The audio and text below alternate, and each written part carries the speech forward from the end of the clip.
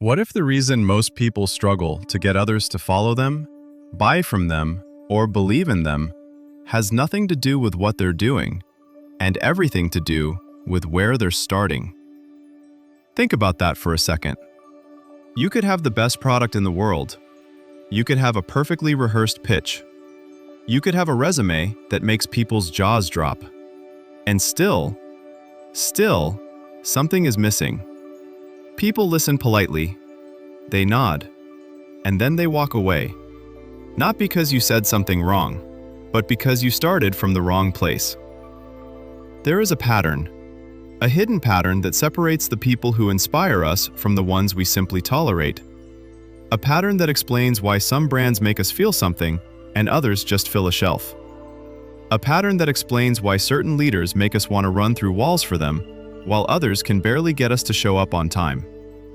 And once you see this pattern, you cannot unsee it. It is everywhere. In the companies you love, in the movements that changed history, in the people you trust most deeply. Simon Sinek spent years trying to figure out what makes certain people and organizations extraordinary. Not just successful, extraordinary. The kind that build genuine loyalty. The kind that change industries, shift culture, start movements. And what he found was something almost embarrassingly simple. So simple that when you first hear it, you might think, that cannot be it. That is too obvious. But it is not obvious. Because almost nobody does it. This is start with why. Let us start with a question that sounds simple, but is actually quite unsettling. Why do you do what you do? Not what do you do. Not how do you do it. Why? Why do you go to work every morning? Why does your company exist? Why should anyone care? Most people, when asked this question, stumble. They go quiet. Or they give you something that sounds more like a description than a reason. I sell insurance. I run a marketing firm. I build software. Those are the whats. Those are not the whys. Sinek noticed something fascinating when he studied leaders and companies that inspire. They all think, act, and communicate in exactly the same way. And it is the complete opposite of everyone else. Most people and organizations start from the outside and work inward. They start with what they do. Then they might explain how they do it. And they almost never get to why. Not because they do not have a why, but because nobody ever told them the why matters. The inspired ones do it in reverse. They start from the inside. They start with why. Sinek calls this the golden circle. Picture 3 concentric rings, like a target. The outermost ring is what? Every single organization on Earth knows what it does. Every person knows what they do. This is the product, the service, the job title, the activity. The middle ring is how. Some organizations know how they do it. Their differentiating value, their special process, their unique approach. But the innermost ring, the very center, that is why. And most people never go there.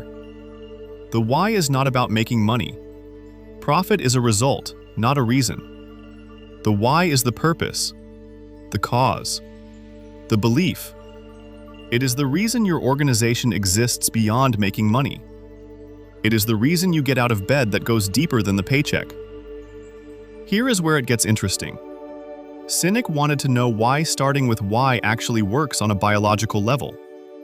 Not just philosophically, not just as a metaphor, but literally, in the human brain, why does leading with purpose change how people respond? Here is what he found. The human brain, in the most simplified way, can be thought of in 2 major parts that matter for this conversation. The outer part, the newest in evolutionary terms, is called the neocortex. This is the analytical part. This is where language lives, where rational thought happens, where you process facts, figures, and features. When you tell someone what you do and how you do it, that is where it lands, in the thinking brain. But the inner part, the older part, is the limbic system.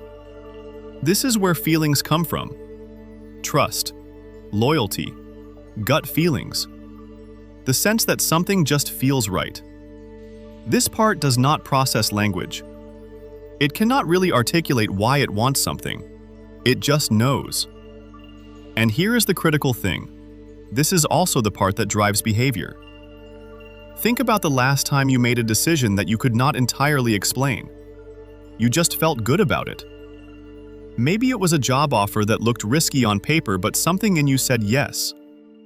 Maybe it was a brand you kept going back to, even though a cheaper option existed.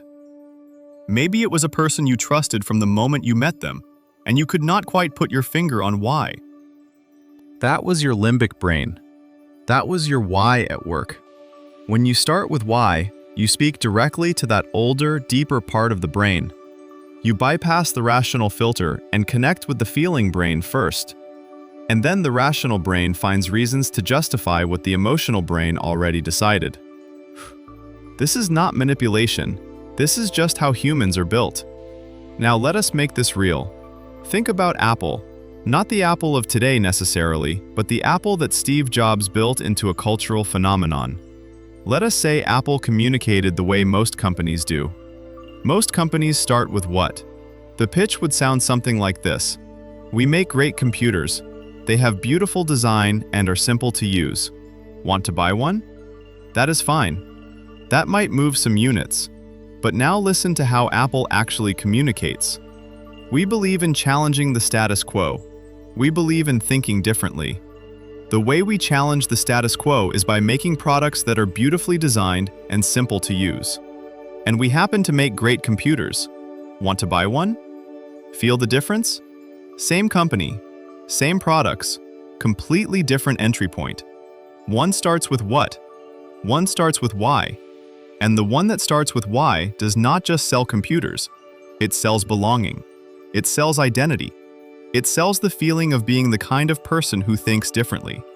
People do not buy a MacBook just because it has good specs.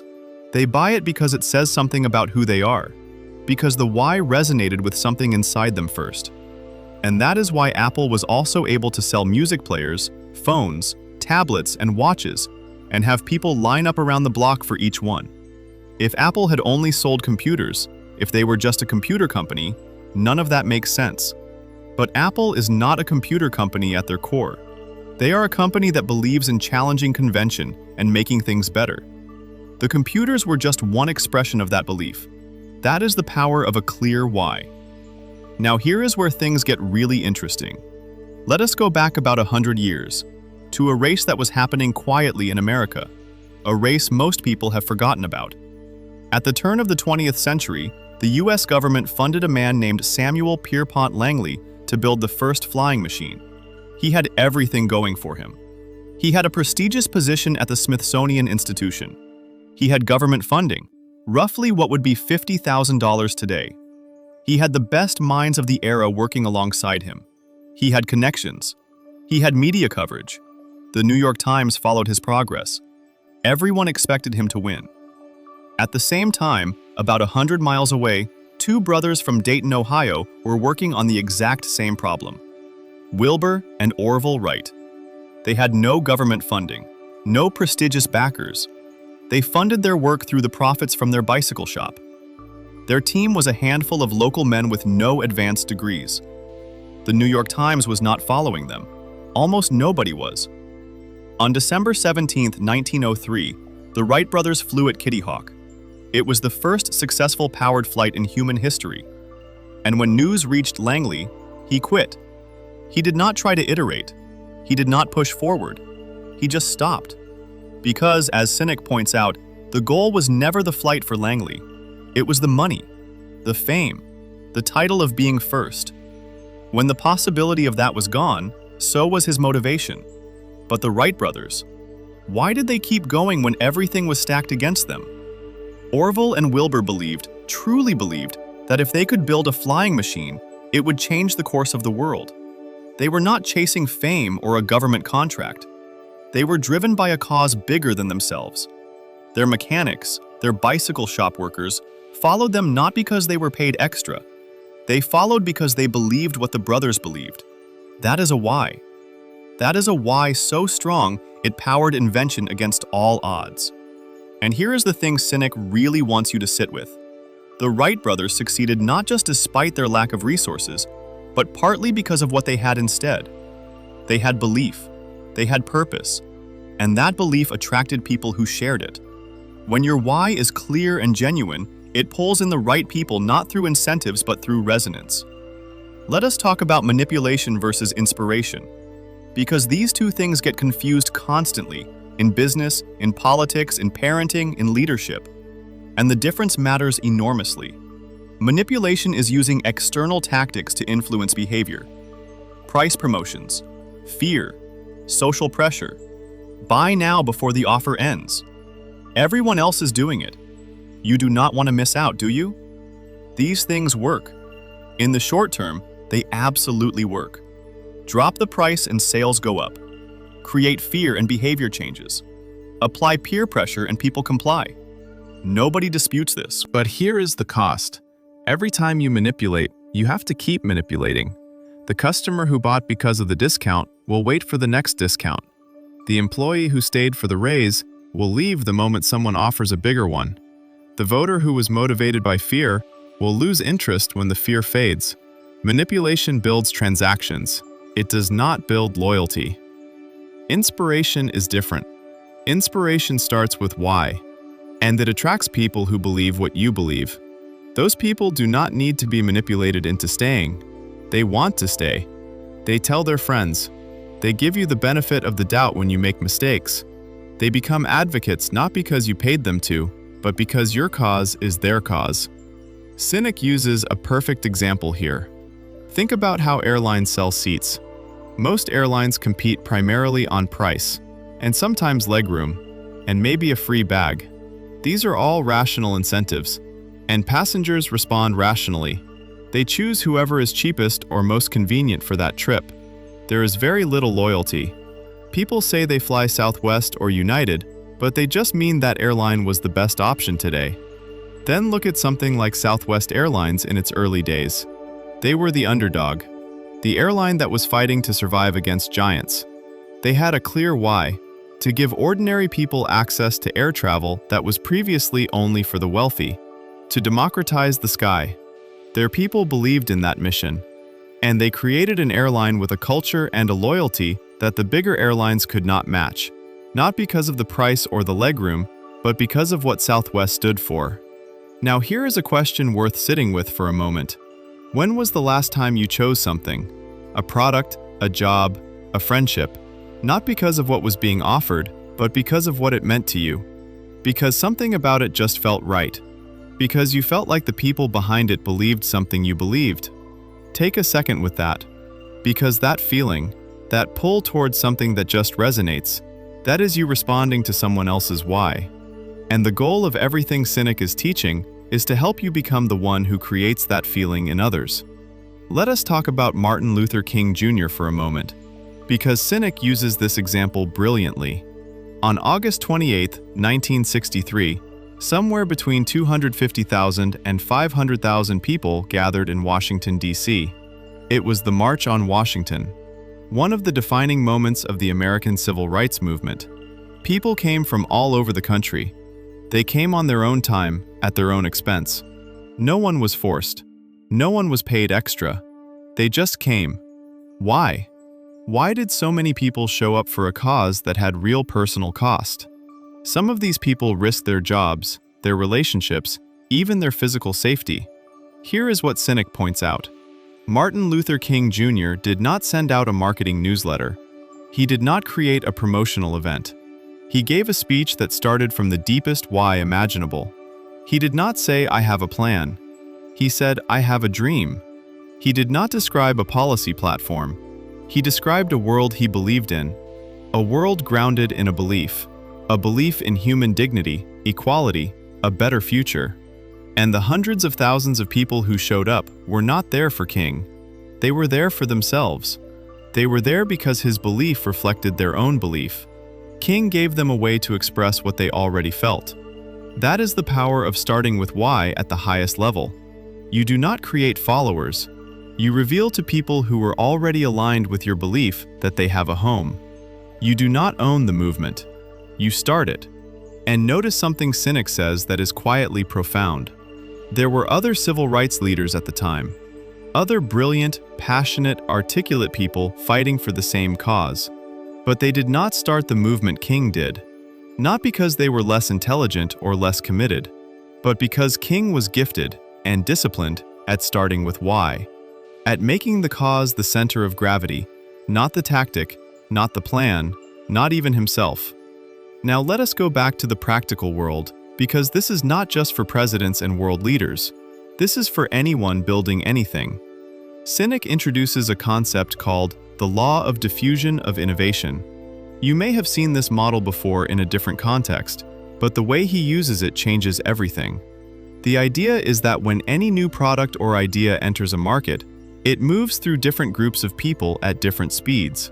At the very beginning, about 2.5% of the population are the innovators. These are the people who just love new things. They will buy the early, buggy, expensive version of a product just because it is new and they want to experience it. Next, about 13.5% are the early adopters. These people are not just chasing novelty, they are vision-driven. They see what something could become and they want to be part of that from the start. Then comes the early majority, about 34%. These people are more pragmatic. They will adopt something new, but only after someone they trust has validated it. They need social proof. After them, the late majority, another 34%. These people are skeptical. They will adopt something only when it has become virtually mainstream and they feel left behind if they do not. And finally, the laggards, the last 16%. These people resist until resistance is impossible. They bought VHS tapes until the stores stopped carrying them. Now here is the insight. Mass market success, true mass adoption of anything, requires reaching the early majority. But the early majority does not respond to logical arguments. They wait until early adopters, people they respect, have already validated the thing. So your path to scale runs through those first 15 to 18%. The innovators and early adopters. And how do you reach those people? You cannot sell them on features and price.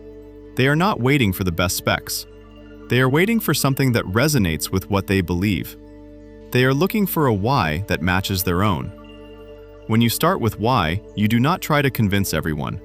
You find the people who already believe what you believe. And those people become your evangelists. They tell the story for you. Think about the early days of any product you now consider mainstream. The iPhone. Before it was everywhere, there were people standing in line for hours, sometimes overnight, to be first. Nobody told them to do that. Nobody bribed them. They did it because being first with Apple meant something to them. It was an expression of who they were. And those people told everyone they knew, showed it off. The early adopters did Apple's marketing for them. That is only possible when the why is clear enough that the right people recognize themselves in it. There is another layer to all of this that deserves its own moment. Sinek talks about the split between leaders who use authority and leaders who inspire. And the difference is subtle, but it changes everything about the experience of working with or for someone. Authority-based leadership says, do this because I told you to. Do this because it is your job. Do this because there are consequences if you do not. And people comply. Of course they do. But compliance is all you get. The moment the authority is removed, the behavior stops. The moment the incentive is gone, the effort drops to the minimum. You have their hands, but you do not have their hearts. Inspired leadership says, here is what I believe, and here is why it matters. Here is the world we are trying to create. And if you believe what I believe, come with me. Inspired leadership earns discretionary effort, the extra mile. The idea that comes to someone in the shower because they genuinely care about the outcome. The loyalty that does not waver when a competitor offers a slightly higher salary. Sinek talks about the difference between employees who work for a company and employees who feel like they are part of something. The external reality may be identical. Same desk, same salary, same benefits. But one person drags through Monday mornings and one person is energized by them. And the difference almost always comes down to whether they connect with the why of what they are doing. This is why the best companies do not just hire for skills. They hire for belief. Southwest Airlines famously said they hire for attitude and train for skill. Because skills can be taught. But you cannot teach someone to genuinely care about your why if they do not believe what you believe. You can force them to smile. You cannot force them to mean it. Let us get honest about something that Sinek does not shy away from. Knowing your why is hard. For many people and many organizations, there is a real reckoning involved in trying to answer that question truthfully. Because the honest answer reveals something. It either reveals a genuine purpose that has been ignored or undercommunicated. Or it reveals that there is no why beyond survival and profit, and that is a harder truth to sit with. Sinek is clear that having a genuine why is not a guarantee of success. You can have a powerful why and still execute poorly. The why gives you direction. It gives you the ability to attract believers. It builds trust. But the how and the what still have to be done with discipline and excellence. The golden circle works best when all three rings are aligned. When what you do and how you do it are a genuine, authentic expression of why you exist. Think about a company that starts with great purpose, a clear, honest why. But as it grows and scales, it starts making compromises. It starts chasing short-term profits at the expense of its values.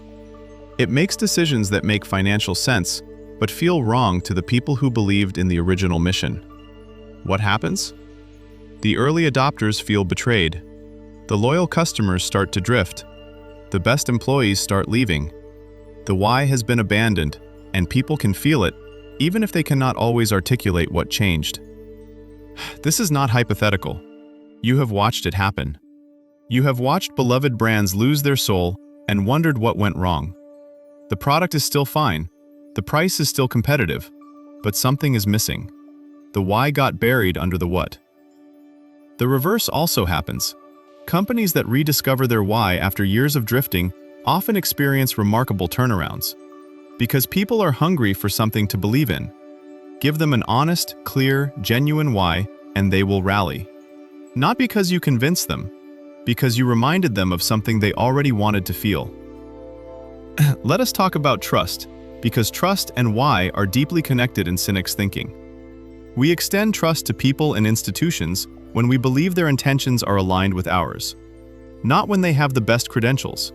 Not when they have the most impressive track record, though those things matter too. But fundamentally, trust begins with the sense that someone believes what we believe. That their why is authentic and consistent. This is why we are often willing to give small companies with big whys more grace than large companies with no apparent why. We forgive the small stumbles. We give the benefit of the doubt. We stick around through the rough patches because we believe in what they are trying to do. And this is why, when leaders are caught being inconsistent between their stated values and their actual behavior, the betrayal feels so personal. It is not just a disappointment. It feels like a lie. Because the why created the relationship. And when the why turns out to be performative, when it was a marketing message rather than a genuine belief, the trust collapses fast, and it is very difficult to rebuild.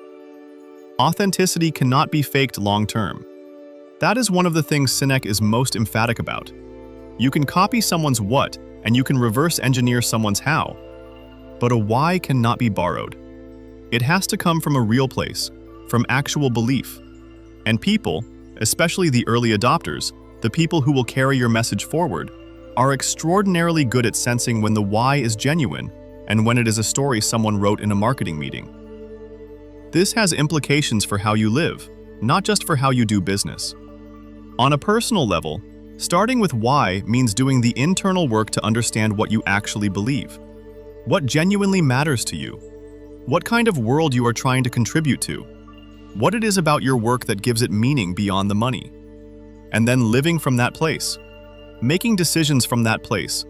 Communicating from that place. The people who seem to have that magnetic quality, the ones who naturally attract others, who build genuine community, who seem to move through the world with a kind of clarity and purpose. They are almost always people who have found their why and operate from it consistently. They are not necessarily the most talented or the most credentialed, but they know what they stand for, and that makes them easy to trust and hard to ignore. The people who feel scattered, who keep chasing opportunities without a thread connecting them, who attract relationships that feel transactional, who wake up energetic but lose steam by midweek. Very often what is missing is the why, the center, the reason it all matters. Without that, even impressive achievements feel hollow. One of the most important distinctions Sinek draws near the end of his argument is between the what and the why as the measure of success. Most external markers of success are what-based. Revenue, awards, market share, titles. These things are real and they matter, but they are lagging indicators. They are results. And if you are making decisions to optimize for the results rather than for the mission, you are making decisions from the outside in. You are starting with what? The organizations that build the most durable success, the ones that still feel alive and relevant after decades, are the ones that measure decisions against the why first. Will this move us closer to or further from what we actually believe in? Will this reinforce or compromise the trust our people have in us?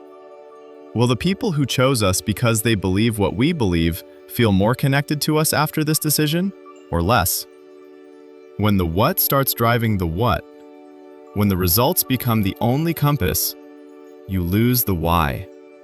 And without the why, eventually you lose everything that made you worth following. Here is what all of this adds up to.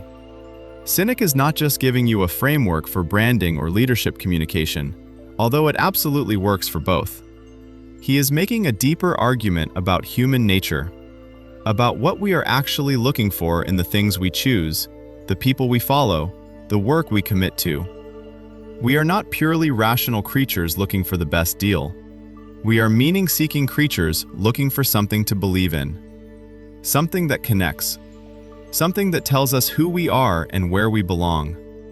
We choose brands, leaders, jobs, and causes not just with our heads, but with a deeper part of ourselves that craves alignment. That longs to feel like the thing we are part of stands for something real. The ones who understand this, who genuinely, honestly, consistently start with why, do not just win in the market. They build something more important. They build trust. They build movements. They build the kind of loyalty that does not fade when a competitor offers a better price or a shinier product.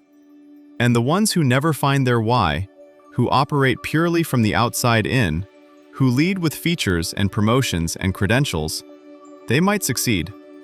They might do well financially, but they will always be working harder than they need to. Always convincing, always incentivizing, always one disruption away from watching their customers or their team walk out the door for someone whose why speaks to them more clearly. The question to carry with you is this: not what are you doing, not even how are you doing it, but why does it matter? What do you actually believe? What kind of world are you trying to build, even in a small way, through the work you do every day? Because the answer to that question is not just a business strategy. It is the foundation of everything. It is what makes the difference between being just another option and being someone worth following. We started with a question about why so many people struggle to connect, why a great pitch can still fall flat, why loyal customers are so rare, why some leaders inspire while others just manage. And the answer turned out to be both simple and profound. Almost embarrassingly simple. It is not about trying harder. It is not about better tactics. It is not about a more compelling slide deck or a lower price point. It is about where you start. Start from the outside and work in. What, how, why. And you will spend your life trying to convince people who are not sure why they should care. Start from the inside and work out. Why, how, what. And the right people will not need convincing. They will find you. They will follow you. They will tell everyone they know about you. Not because you sold them something, but because you gave them something far more powerful. You gave them a reason to believe.